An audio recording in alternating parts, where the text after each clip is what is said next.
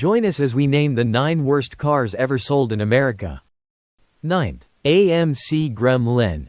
The AMC Gremlin was a compact car introduced in 1970 with a controversially cute design. The Gremlin had a small body with an oddly chopped-off tail that looked like someone had sliced off the trunk.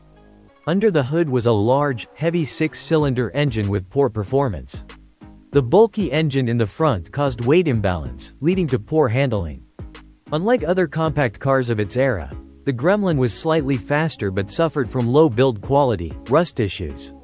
While it was America's first compact car and aimed to compete directly with the Beetle and Japanese automakers, its execution was a complete failure. 8th. Ford Explorer. The Explorer was one of the first popular 5-door SUVs produced in the early 1990s. It represented size, power, luxury, and the ability to traverse any terrain, or at least appeared to do so. Upon release, it was a huge hit and successful in sales.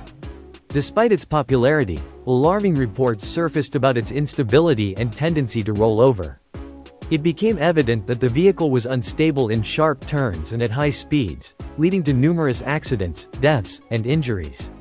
Investigations revealed stability and grip concerns, while tire manufacturer Firestone produced millions of defective tires prone to failure, contributing to many rollover incidents. Firestone assured Ford engineers they could address the issue by deflating tires below recommended levels, but the situation worsened.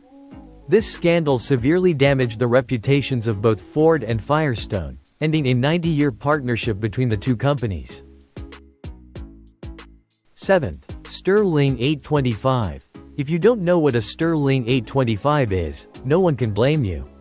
Once marketed as the next big thing in the US luxury car market, Sterling is now a forgotten brand. Sterling was an automobile brand sold in the US and Canada in the late 1980s through a collaboration between Rover and Honda. With the idea of entering the US market with a luxury car, the Sterling 825 was introduced as a high-end model based on the Acura Legend. While it initially showed promise in its first year, problems soon emerged. Sterling cars were poorly assembled, plagued with electrical issues, and some even rusted. Honda tried to improve production, but there was only so much they could do. By the early 1990s, Sterling disappeared from the market. 6th.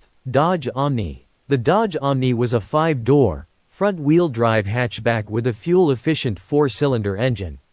It was a popular compact car, fitting for the changing economy of the late 1970s. Over its 13 years on the market, the Omni sold over 3 million units, with its small hatchback success almost single-handedly saving Chrysler. However, that didn't mean the Omni was a good car. Consumer Reports tests found the car unsafe for drivers, with loss of control during abrupt maneuvers. Additionally, the car had poor steering and grip, which could be dangerous. Despite harsh reviews, the Omni's popularity remained unaffected, and it continued to sell well despite its flaws. 5th. Yugo GV. In the late 1980s, Yugoslav automaker Zastaval Automobiles attempted to enter the US market with their compact car, the Yugo. The Yugo was a sleek 3-door hatchback built on the Fiat 127 platform, featuring new design and technology. Under the hood was a 1.1-liter 4-cylinder engine with electronic fuel injection and basic entertainment options. The Yugo was a rudimentary and basic car, a good solution for fuel-efficient vehicles. Despite selling over 40,000 units and being the most affordable foreign car to enter the US market, it was criticized for its design, safety, reliability, poor overall quality, and technical issues. Its poorly assembled 5-speed manual transmission delivered just 65 horsepower to the front wheels. The performance was painfully slow, but that wasn't the worst part. Yugo importer Malcolm Bricklin failed to stock enough replacement parts. This meant if your Yugo broke down, you had to wait months for parts to be shipped from Yugoslavia to the US. 4th. Ford Pinto. The Ford Pinto was a compact car manufactured and marketed by Ford Motor Company in North America starting in 1970. The Pinto was popular due to its low cost, attractive design, and long list of options. It featured economical 4- or 6-cylinder engines, so the car's overall quality was decent. However, the problem lay in the unsafe positioning of the fuel tank. It was located underneath the trunk and directly behind the rear bumper, while most cars had a sturdy crossbar to protect the fuel tank in rear-end collisions. Unfortunately, the Pinto lacked this feature.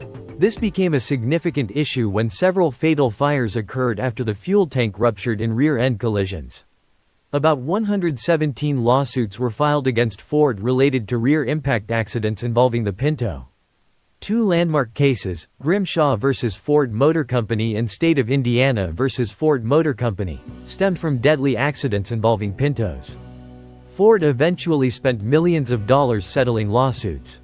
Despite design improvements, Ford discontinued the Pinto, which entered the history books as the death car. Third, Oldsmobile Cutlass Supreme Diesel. In the late 1970s, American automakers focused on fuel efficiency and downsizing. The era of muscle cars and powerful engines was over, and manufacturers introduced new and innovative automotive technologies. Oldsmobile led this trend with the introduction of diesel engines in passenger cars. At the time, American car buyers were unfamiliar with using diesel fuel in their vehicles. While European customers had some diesel cars available, this was new for Americans. In 1978, Oldsmobile introduced the 350 cubic inch V8 diesel engine based on the Olds 350 gasoline engine architecture as an option for the Cutlass lineup. Soon after, the model faced numerous recalls and engine swaps. Simply put, the engine had a tendency to explode due to the much higher compression ratio of diesel compared to gasoline engines. By 1982, a 263 cubic inch V6 diesel was introduced, and the V8 engine's issues were improved. However, the brand's reputation had been severely damaged. Second, Renault Le Car. In the early 1970s, fuel-efficient cars were in high demand. Foreign companies began importing cars to the US in large numbers, and French manufacturer Renault was no exception. They introduced their new subcompact car to the US market under the name Le Car. However, US safety standards required the use of different bumpers and grills. Additionally, the 1.4-liter four-cylinder engine only produced 51 horsepower in the US version. It was too slow, oddly designed, small, and poorly assembled, and Le Car quickly became the subject of many jokes. While the Renault 5 was successful in Europe, Le Car was a failure in the eyes of American car enthusiasts. First, Ford Edsel. The Edsel is a story of one of the biggest commercial failures in the automotive industry. Edsel was a division and car brand of the Ford Motor Company that operated from 1958 to 1960. It was a premium brand based on Ford and Mercury models, intended to compete with Oldsmobile and Buick. Ford invested over $400 million in the design, development, and marketing of the Edsel, with a significant portion of the funds spent on promoting the new car and creating unprecedented hype in the car-buying community. When Ford officially introduced the car, people were confused by its strange design. The Edsel came with many advanced features and a powerful engine for its price range but was introduced during a recession that had a catastrophic effect on sales. Ford's massive investment turned into a massive loss. Ford spent a lot of money projecting the Edsel as an extraordinary car with unmatched features and power. People expected something special but instead received a premium Ford with a funny design. The Edsel wasn't a bad car, but Ford overhyped it.